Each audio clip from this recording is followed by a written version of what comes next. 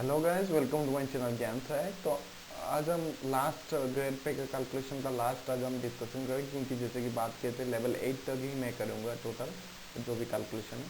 तो आज हम डिस्कशन करेंगे पे बैंड 2 के अनुसार जो ग्रेड बी होता है, ग्रेड बी पोस्ट होता है। उसमें जो होता है बेसिक पे वगैरह उसका लेवल, सॉरी, जो सिक्स पे कमीशन के अनुसार होता है वो होता है 9,300 टू 34,800। जो ग्रेड पे होता है 4,800 रुपीज़ होता है। और जो लेवल 8 होता है वो ये 7 पे के अनुसार बोला जाता है। ये सेंट्रल गवर्नमेंट एम्प्लॉयज़ के लिए है। जो डी एच आर ए हो या एन पी एस हो, जो भी अदर पर्क्स एंड अलाउंसेस है वो हम इसी वीडियो में डिस्कशन करेंगे। तो आप लास्ट तक देखिए वीडियो को, तो आप डिटेल में समझ में आ जाएगा आपको। अगर आप एस्पिरेंट हैं किसी जॉब के लिए, आप लेवल 8 के देख रहे हैं, जैसे कि एसएससी में क्या आता है असिस्टेंट ऑडिट ऑफिसर, तो इस तरह का चीज़ के लिए अगर आप देख रहे हैं तो फिर ये वीडियो ज़रूर आपके लिए है। अगर आप आगे प्रमोशन ले रहे हैं या आपका एमएससीपी चल रहा है, एमएससीपी होगा आपका लेवल 8 पे, तो कितना होगा आपका सैलरी, इसी हिसाब से आप देख के भी एक अंदाज अनुमान लगा सकते हैं। तो चलिए आगे बढ़ते हैं। तो अब डिस्कशन करते हैं कि जो लेवल 8 के अनुसार जैसे कि ग्रेड पे होता है 4,800 रुपीज़, और जो पे स्केल के अनुसार इनिशियल एंड लास्ट पे जो आपका होता है ये 47,600 रुपीज़ टू 1,51,100 रुपीज़। तो यहाँ पे हम फुल जो पे स्लिप टाइप का डिस्कशन करेंगे, जैसे कि अर्निंग का डिडक्शन कितना होता है आपका। फिर अर्निंग का आपका जो होता है वो बेसिक पे के अनुसार 47,600 रुपीज़ होता है। और जो डीएनएस अलाउंस होता है ये आपका डीए बोलते हैं उसको, ये जनवरी तक जो 34% डिक्लेयर हुआ था जनवरी 2020 तक, तो इसके अनुसार कैलकुलेशन करें तो आपका 16,184 रुपीज़ आ रहा है।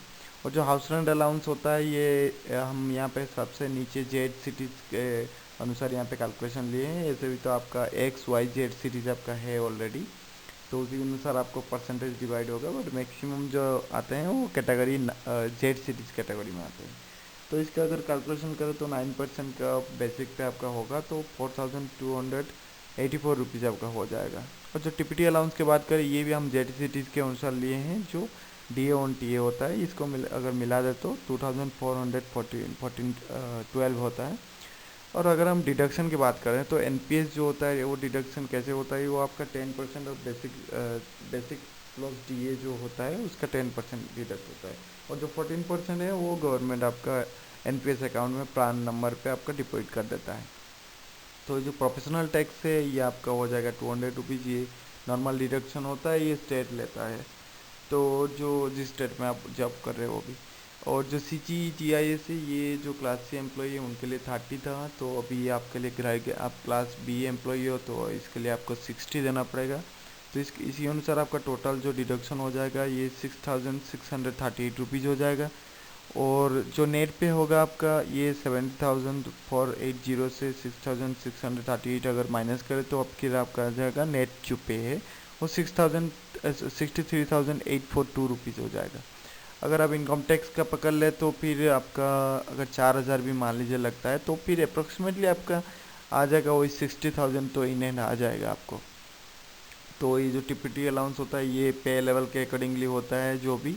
तो ये रहा आपका फुल कैलकुलेशन। ये जो भी पर्सन अलाउंसेस है ये हम नेक्स्ट स्लाइड में डिस्कशन करेंगे, तो आप कंटिन्यू देखते रहिए। तो चलिए देखते हैं। तो चलिए देखते हैं सैलरी के अलावा जो other perks and allowances central government employ को मिलता है उसके बारे में डिस्कस करते हैं। तो आपको सैलरी के अलावा आपको special allowance for child care for women and with disability, जो वुमेन डिजेबिलिटी होते हैं उनका चाइल्ड केयर के लिए एक स्पेशल अलाउंस मिलता है, वो भी आपका मिल जाता है आपको अलाउंस के तरह।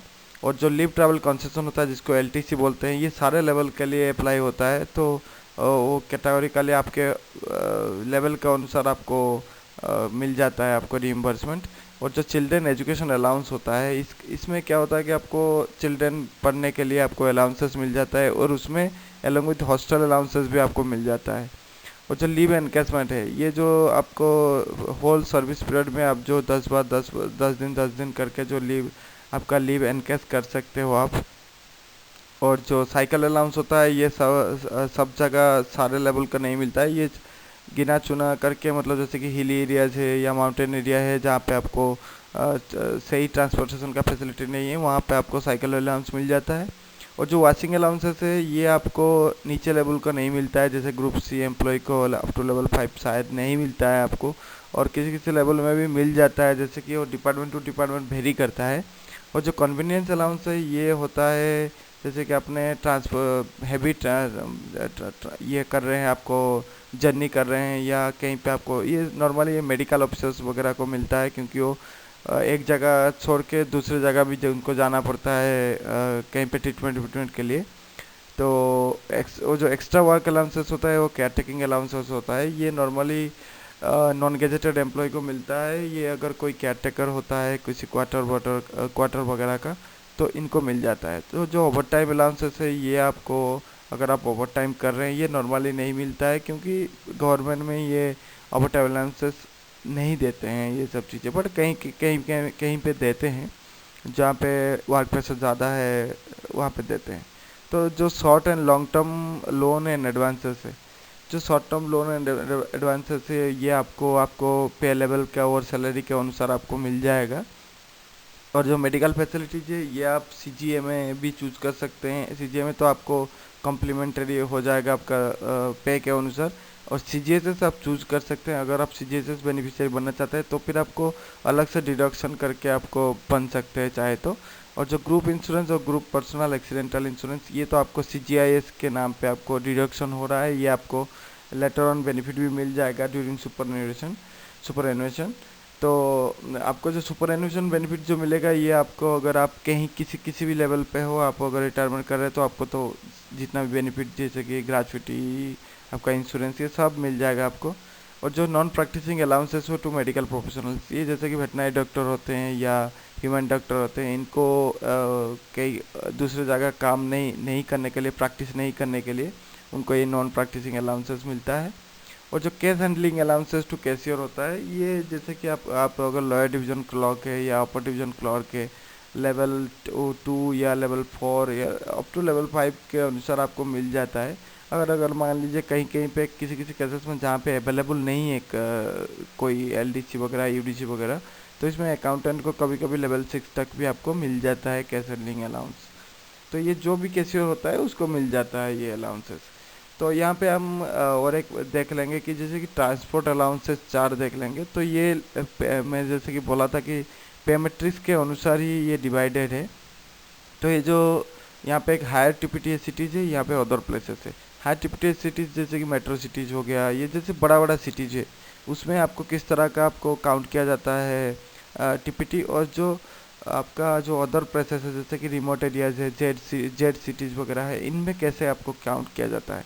तो इसमें जो काउंट किया जाता है जैसे कि पे मैट्रिक्स लेवल 1 एंड लेवल 2 का आपको 900 rupees plus DA on TA, जितना डीए चल रहा है जैसे कि 34% चल रहा है अगर, तो 34% के ऊपर आपको मिल जाएगा।